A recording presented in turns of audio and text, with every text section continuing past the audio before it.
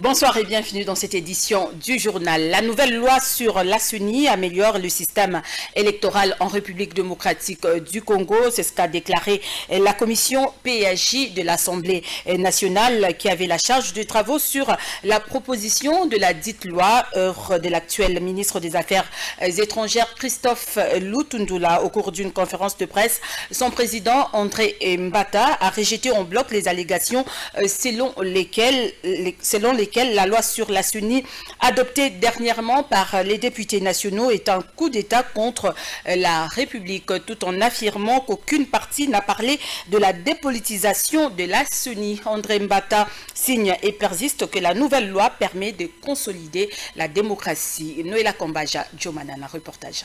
Depuis l'adoption de la loi sur la Commission électorale nationale indépendante par la Chambre basse du Parlement, un débat s'est invité dans l'opinion.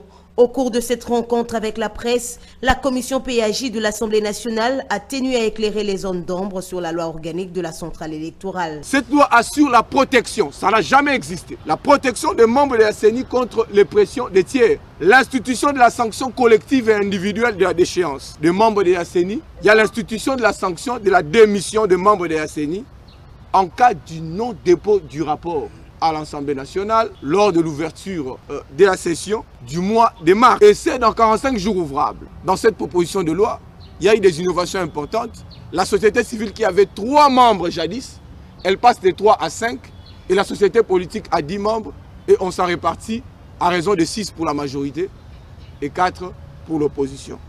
En adoptant cette loi, le président de la dite commission affirme que l'objectif est la tenue des prochaines élections dans le délai. Le président de la République, l'Assemblée nationale, sous la direction de son bureau, l'ensemble des députés nationaux, nous sommes déterminés à aller aux élections dans les délais constitutionnels. Et c'est pourquoi, au niveau de la commission, nous avons tenu à accélérer ce processus pour que nous allions aux élections qui soient véritablement démocratiques, libres, transparentes. À en croire le député national André Mbata, cette loi reflète la volonté du peuple. Il rejette cependant les propos selon lesquels il s'agit d'un coup d'État contre la République. Si vous dites que c'est un coup d'État contre la République, il faut d'abord se demander qu'est-ce que c'est que la République. Est-ce que la République c'est une confession religieuse? Est-ce que la République c'est une organisation de la société civile?